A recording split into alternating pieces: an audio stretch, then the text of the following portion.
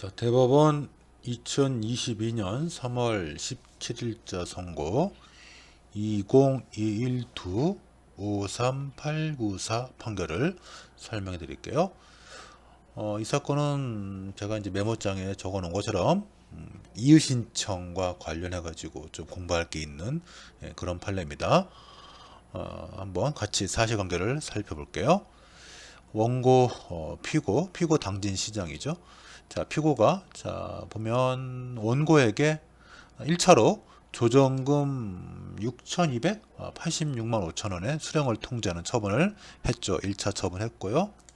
이에 대해서 원고가 불만이 있어가지고 이제 밑에 이의 신청을 했고, 그리고 이 신청에 대해서 이제 당진시 지적재조사위원회가 열려가지고 여기서 심의했죠. 심의했는데 결국은 종전과 동일한 액수로 심의 의결을 마무리했고, 그리고 그런 심의 의결을 바탕으로 해서 이 당진시장이 이제 2차 통지를 한 거죠. 조정금 수령 통지 2차를 했고, 그리고 거기에 불복하는 원고가 이제 행정심판을 청구하면서 일단 2차 통지에 대해서 취소 재결에 대해서 2차 통지의 취소 심판을 구하는 행정심판을 제기했고, 위원회가 기각했다는 얘기는 2차 통지의 처분성을 인정했다는 얘기죠. 위원회 입장에서. 그래서 2차 통지의 처분성 인정했는데 원고의 주장이 이유가 없다. 그런 이유로 기각하는 제기를 하고, 원고가 여기에 불만이 있어서 이제 다시 법원에 소를 제기했는데, 처음에는 2차 통지의 취소를 구하는 소송을 했다가 이제 나중에 추가해서 1차 통지 부분도 추가했는데, 아마 법원이 2차 통지 처분성이 부정될 것 같다. 그런 취지의 뉘앙스로 계속 지금 법원이 몰고 가니까 원고가 불안해서 1차 통지에 대해서 취소를 구하는 통지 부분을 추가했겠죠. 자, 결국 포인트 핵심은 2차 통지의 처분성 유무고, 원심법원은 처분성을 부정했는데 이제 대법원이 처분성을 인정하게 된 거거든요. 그게 이제 쟁점인데, 이제 어떤 논거로 어떤 이유로 2차 통지의 처분성을 인정하게 된 건지, 즉 그 얘기는 결론적으로 행정심판위원회의 판단을 지지하게 된 거죠.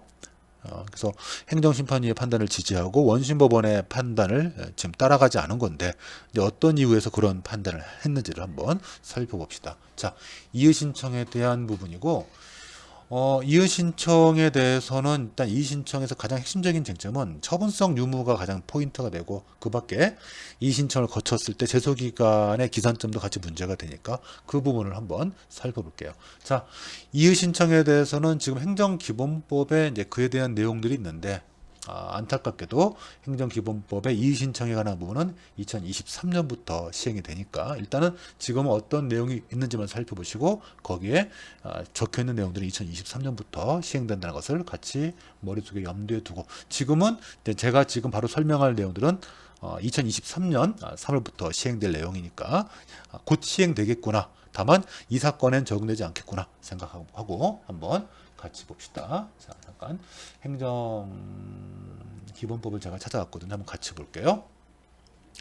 행정기본법 36조에 가면 이의신청에 관한 부분이 있죠. 한번 같이 볼게요. 일단 1항에 행정청의 처분에 대해서 이의가 있는 자가 이의신청할 수 있다. 30일 이내 할 수 있다라고 되어 있고, 그 다음에 2항 있고, 3항에 가서 이의신청과 별개로 행정심판법에 따른 심판이나 또는 행정소송법에 따른 소송을 제기할 수 있다라고 되어 있고, 이 36조 행정기본법 36조에서 가장 중요한 거는 이 사항이에요. 사항. 이 부분이 이제 종래 판례가 이의신청에 대한 결과를 통보받고부터 제소할 수 있느냐, 아니면 이의신청에 대한 결과 통보와 상관없이 원처분일부터 제소할 수 있느냐, 이게 이제 논란이 있었고, 만약에 이의신청에 대한 결과를 통지받은 후부터 제소할 수 있는 게 아니고 이의신청과 별개로 원처분일부터 제소할 수 있다라고 판단되면 원고에게 굉장히 불리한 일이 생길 수가 있죠.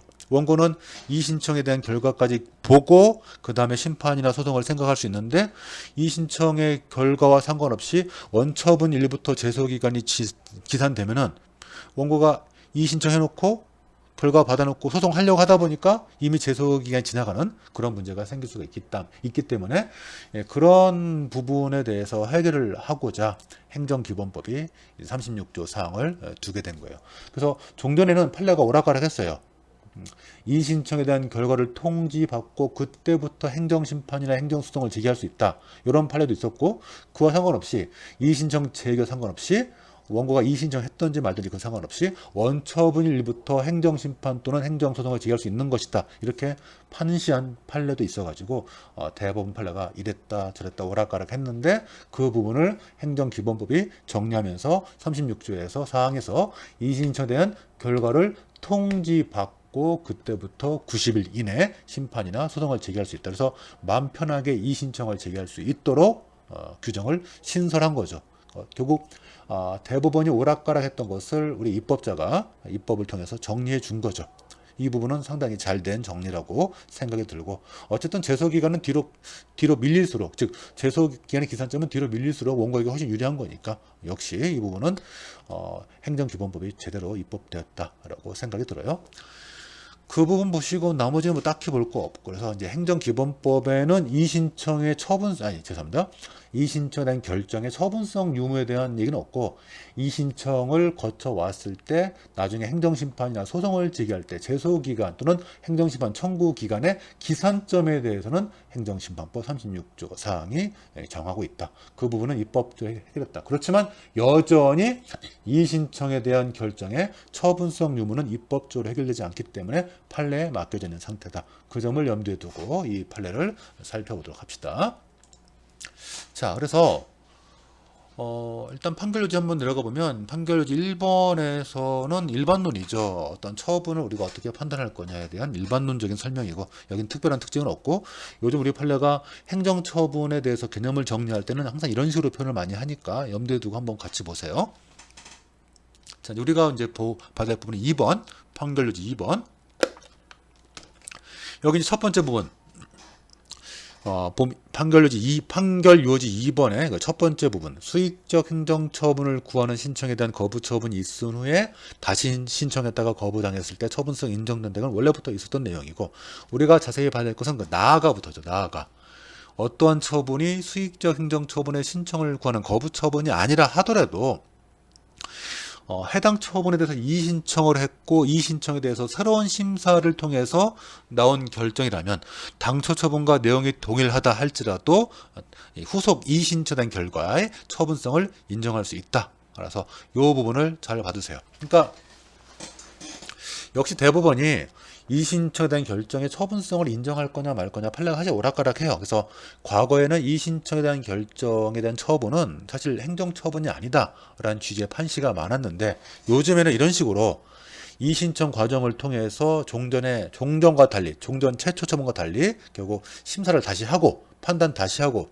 내린 결정이 당초 처분과 같은 내용이라고 할지라도 이의신청된 결정의 처분성을 인정할 수 있다. 이런 취지의 판례가 요즘 많이 나오고 있다. 그래서 이의신청에 대한 결정의 처분성 유무는 엄밀히 말하면 입법적으로 해결되는 부분은 아니지만 판례가 종전과는 달리 종전에는 이의신청된 결정의 처분성을 웬만하면 부정했는데 이제는 이의신청된 결정의 처분성을 긍정하는 취지 쪽으로 판시를 많이 하고 있다. 경향이 좀 바뀐 것 같다. 이렇게 좀 생각하시면서 살펴보도록 합시다. 물론 과거에도 이의신청에 대한 결정의 처분성을 긍정한 판례가 없었던 건 아니에요. 그런데 과거에 비해서 요즘 나오는 판례들을 보면은 이런 식으로 좀 최대한 적극적으로 이의신청에 대한 결정의 처분성을 인정하려는 취지의 판시가 많이 늘어나고 있다. 라고 생각하시고 이 사건도 그런 관점에서 보시면 좋겠습니다. 따라서 판결유지 3번에 들어가시면 2차 통지 관련해서 의리 이의신 저 밑에 한 6번째 줄 7번째 줄 내려오시면 의리 이의신청을 하기 전에는 조정금 산정 결과 및 수령을 통지한 1차 통지만 있었고 의리 별도로 신청한 적이 없었기 때문에 의뢰 이의신청은 결국 새로운 신청으로 볼 수 있다. 이런 이제 논거들. 그래서 새로운 신청으로 볼 수 있기 때문에, 그러니까 1차 통지는 신청이 없었잖아. 그죠? 1차 통지는 신청 없이 그냥 나온 거고 2차 통지는 1차 통지와 내용이 같아도 이 신청이 새로운 신청으로 볼 수 있는 여지가 있다. 그렇다면 1차 통지는 신청이 없이 그냥 나온 처분이고 2차 통지는 신청에 의해서 나온 신청에 따른 처분이니까 결국은 이 둘은 다른 거다. 결국 2차 통지에 이런 식으로 처분성 인정할 수 있다. 이렇게 판시하는 부분이죠. 그런 것들을 좀 이런 논리를 좀 눈여겨보시고 그 다음에 뭐 조정금 내용이 결국 동일하다 할지라도 뭐 심사하는 방식이 달랐다 뭐 그런 얘기들이 나오죠. 그래서 그런 관점에서 2차 통지의 처분성을 인정할 수 있다. 그래서 2차 통지 처분성 인정할 수 있으니까 2차 통지에 대해서 심사하면 된다. 그런 취지의 판시를 한 것이죠. 자, 여기까지 봅시다.